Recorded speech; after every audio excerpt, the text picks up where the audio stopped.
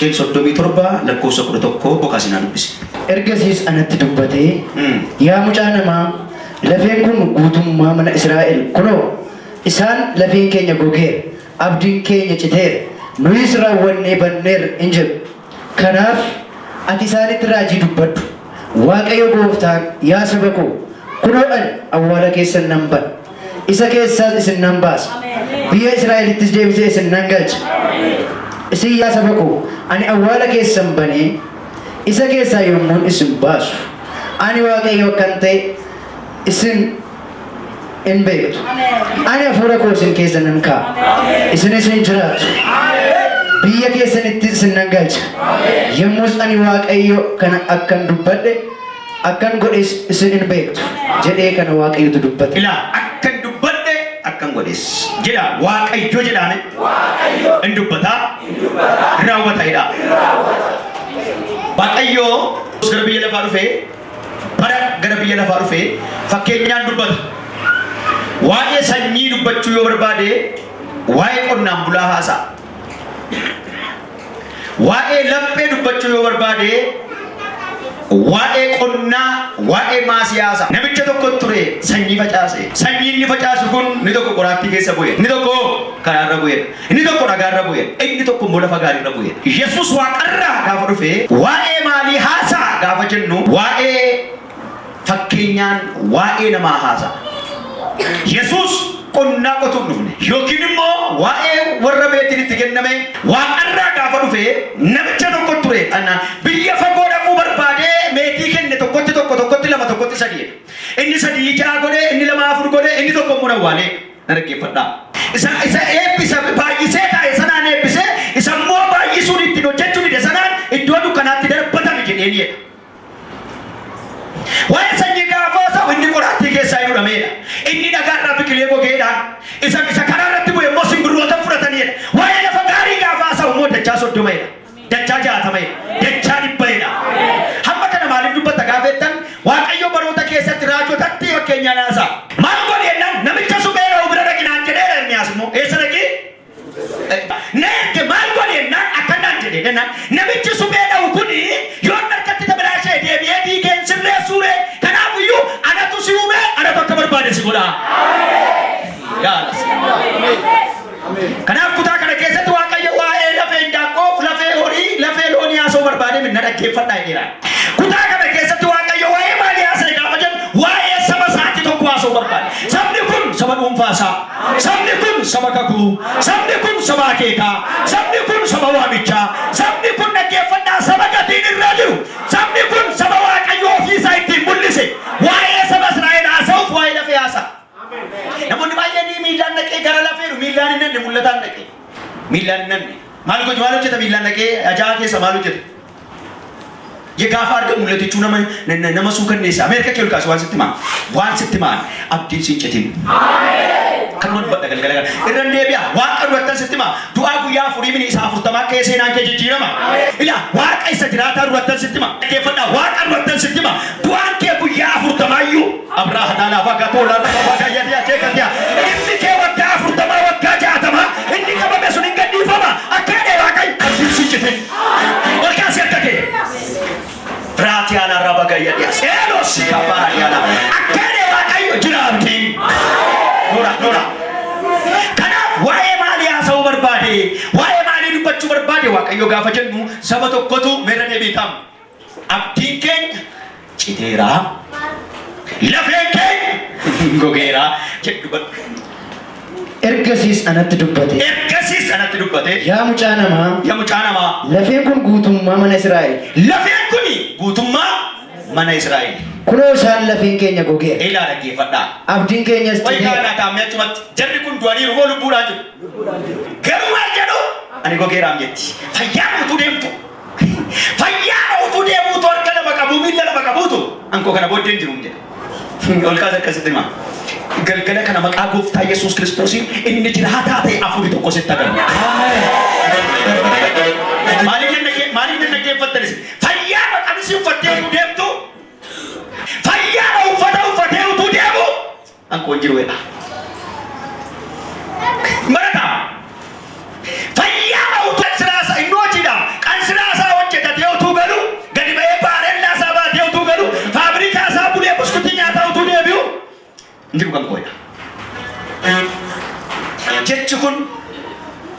jechi kun jireenya ati jiraattu keessatti seexanaaf gargaartuu ta'udha. Abdiin keenya citeera, lafeen keenya gogeera. Abdiin keenyas citeera. Abdiin keenyas citeera. Nuyi raawwannee banneerra hin jiru. Maal jedhu? Maaliin nan hordoftanii? Maal jedhu? Ilaa lafeen keenya gogeera. Nama miilaan deemu takkeedha. Nama miilaan deemutu. Abdiin keenyas citeera. Lafeen keenya hin gogee jechuun har'a hin jirru jechuudha. Har'a hin jirru jechuudha. Abdiin keenya citeera jechuun immoo fuulduraafis wanti nuyi qabannu tokkoyyuu jiru muka qabataan qabnu jechuudha. Banneerra jechuun kaleessas badoodha, har'as banneerra, fuuldurri keenyas dukkanaadha, kan keenya hin jiru jechuudha. Isa booddee Waaqayyo dhaqee harka keessan ol kaasaa. Iyyaati akka jedha abdiin nan citu jedha. Abdiin nan citu. Abdiin nan citu. Abdiin nan citu. Abdiin nan citu. Ani badu jedha. Ani gogaa miti jedha. Gogaa miti. Lafeen ati argitu kun inni sitti agarsiise kun Israa'el. Maal jedhan banneerraa jedhan dhuguma baden. Maal jedhan gogneerraa jedhan dhuguma gogan. Maal jedhan abdiin hin jiru kana booddee nuyi nama hin taanu dhuguma nama ta'uu dhiisan. Ani garuu awwaala isaanii bana. Isa keessaan ol isaan baasa. Kan keenya kana booddee hin jiru isaan jedhan biyya isaaniitti isaan galcha. Jireenya ati har'a keessa jirtu, jireenya ati har'a keessa jirtu hadhaa'uu dhiisee hadhaa ta'uu danda'u. Rakkoo guddaan jireenya har'a sitti hadhaa'etu hin taane galaa ati galaafataa jirtu. Sirriitti na dhaggeeffama.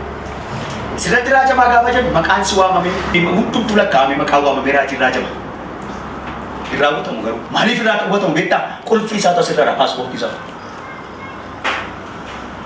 Asirraa kan inni hiitu asirraa ani hin jiru jetta taanaan ofumaa deemta. Jarri kun maal jedhaniiru gaafa jennu abdiin keenya citeera raawwannee maal taane? Kakuu saba kanarra jiru argitani. Kakuu saba kanarra jiru inni guddaaf inni olaanaa Kiristoos Iyyasuus ganaa keessaa dhalata. Yeroo sun raawwatamne. Kakuu saba kanarra jiru koo kakuu saba kanarra jiru kakuu addunyaati. Kakuu addunyaati gaafa jennu immoo mootii si keessaa baay'ee. Ameen. Kakuu saba Israa'el irra jiru kakuu akkamitti gaafa jennu dhaggeeffadhaa sirriitti nama faayisaa si keessaa dhalataa jedhe. Kakuu saba kana keessa jiru maaltu ta'a gaafa jennu addaan isa du'i dandeenya si keessaa baay'ee.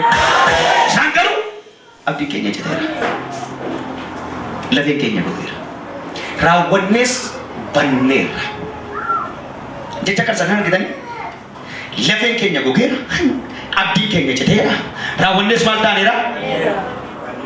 Banneerra. Jechoonni ati ofirratti dubbattu, jechoonni ati jireenya kee irratti dubbattu, jechoonni ati mana kee ofii kee irratti dubbattu, jechoonni ati qoosaa bakkaattee arraba keetii ba'u, umurii ati jiraattu lafee kee keessa ta'a. Jechi ati dubbattu seef ta'a. Galmee jechootaa keetii irratti. Miiccee sirraan ba'u. Iyyitee boossee sirraan ba'u. Fiigdee sirraan ba'u. Mishigii galtee sirraan ba'u kan jedhu. Jireenya jiraattu keessatti waa'ee kee har'aa, waa'ee kee borii waan hin taane naasa'e. Seexanni waan barbaadeef dabni waan barbaade haasa'uu danda'a miti. Ani garuu waan tokko sitti hima. Miilla keetii fagaatuun argaa jira. Waan asa jiraatan irratti sitti hima. Balbala sii banamuun argaa jira. Wal kaasee akka kee waasitti hima. Haaloo dahaa baagaatu olaanaa baagaa yaadii akka eeggate. Akka inni waaqayyo anabdii keeti. Firas si gate malee ani sin ganne. Namni si gate malee ani sin ganne. Abbaa faadha keetu abdii sitti kutate malee ani abdii sitti kutanne. Hiriyaa kee si giise malee ani sin dhiibne. Nana keefatuma biyya Itoophiyaarraa addunyaarraa waa bada malee mana kee keessa waan jira. Eenyuudhaan ni gaafa jedhu isa jiru isa jiraatu. Alfaadhaaf Omeegaa jalqabaaf dhuma isaan qabne. Isa ture isa jiru isa jiraatu. Mooticha moototaa Yesuus ilma Waaqayyoo. Kura. Asirrii waan daldala badee hin badeen jedhinati jiraayi. Ameen. Kaawutti duwwaa ta'e hin arraabame akka arraabu. Hin arraabame akka waan isaatti. Duwwaadhaa. Kayak abad begitu dah. Ya Rabba Kaya. Nura. Wanti ati irra facaaftu, wanti ati irra dubbattu jireenya kee keessatti hoogganaa keeti. Ol kaasee kee waan sitti hima. Laasaa mooraa dhiyaadha. Ol maqaas waan sitti hima. Akkee Waaqayyo isan siin jedhetu ta'a. Wayi haala bagadiyaa hin baddeedhanii hin badduuti. Nama taatu siin jedhanii nama taata. Hin guddattu jedhanii hinuma guddatta.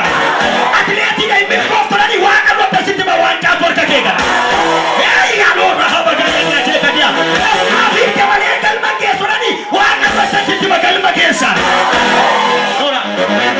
Waan asa jiraataa irratti sitti himamanii barri 2016 addunyaatti tataadhamanii waan hiika qabu baatee mana keetti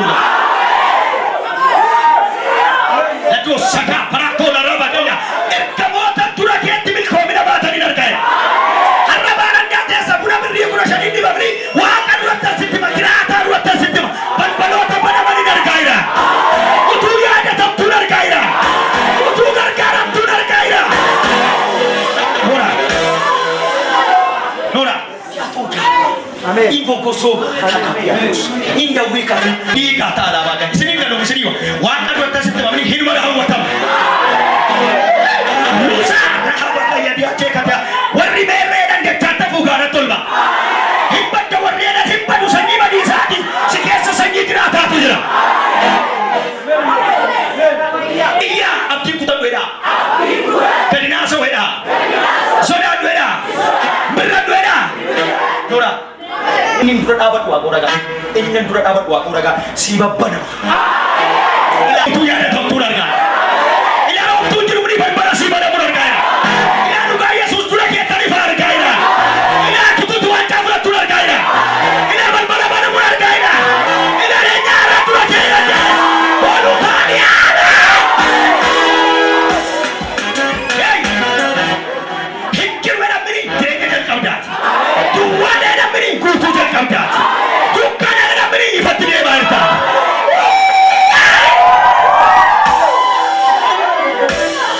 Nora. Ini teman nak jinu yang last mesti. Ini balara gaya biasa kerja. Guya kan kabah fuyu. Guya nama fa fuyu. Guya saja fa fuyu. Guya arfa fati egator thore ka fuyu. Itu bahara. Guya nu ini.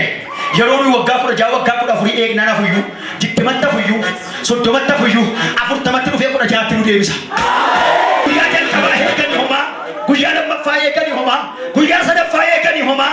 Guyyaa arfaffaa galgala keessa dhaqee galgala isaanii ganama godhe. Taa'e indawwee kati'a. Waaqanii dura dhaabannu kanatu. Isa nuyi maqaasaa waammannu kanatu.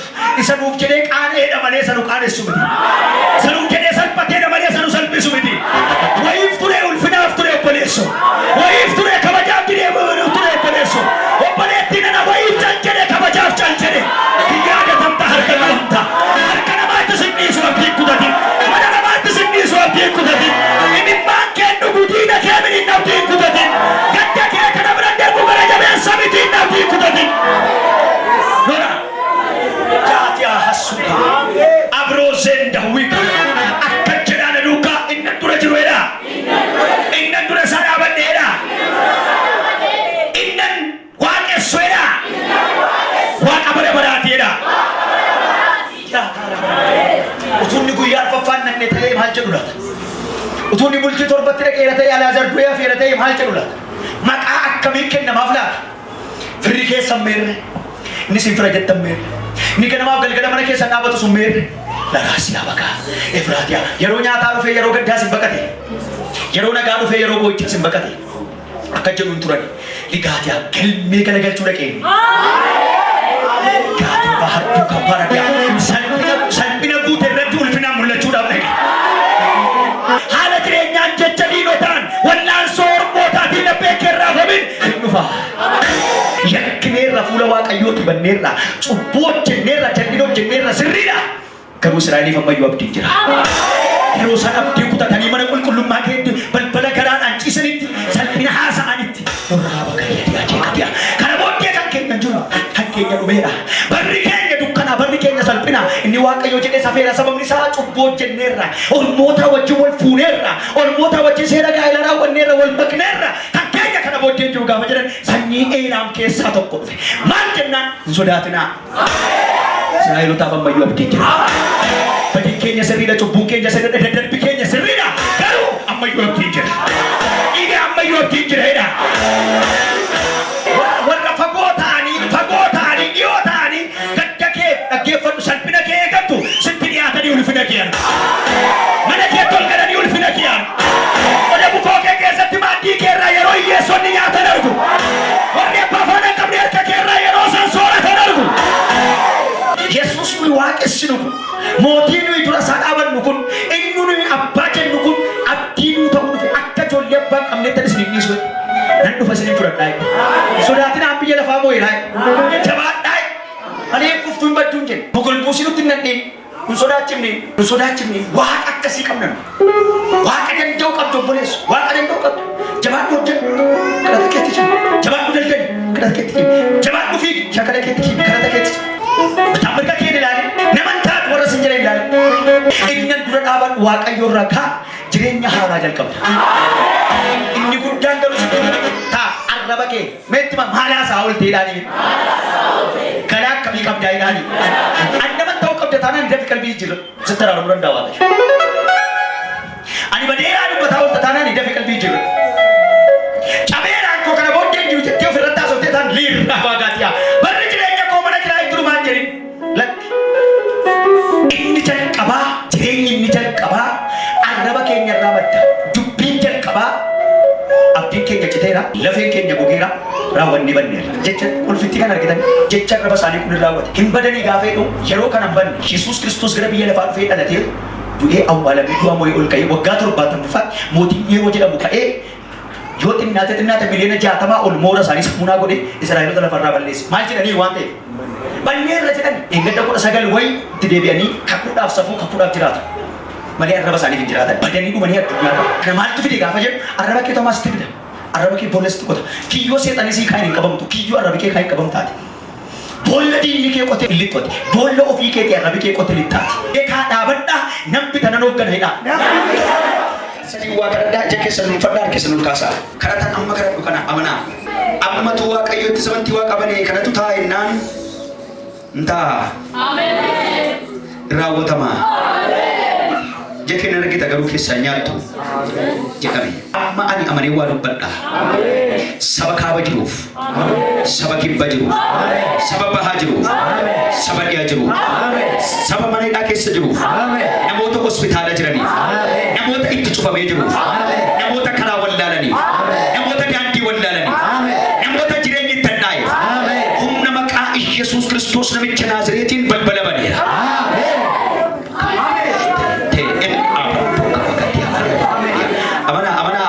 Humna maqaa gooftaa Yesuus Kiristoos namicha Naazreetiin lafatti guftee qabeessi kaasa.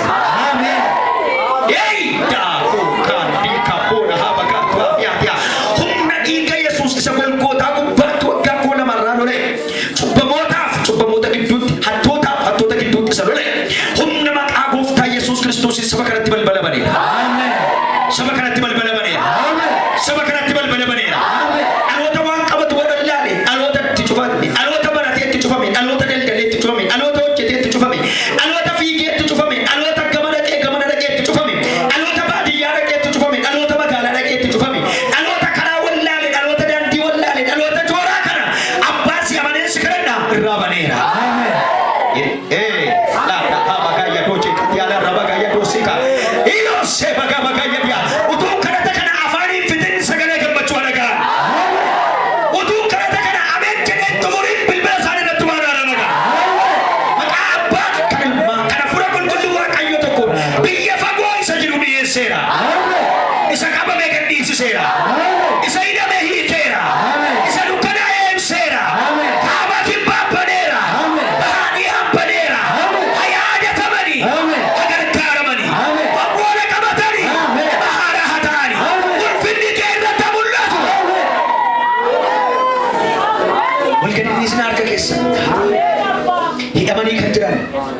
dhukkubsatanii kan jiran, hospitaala keessa kan jiran, biyya alaa kan jiran, biyya keessaa kan jiran, Oromiyaan ala kan jiran, Itoophiyaan ala kan jiran, magaalaa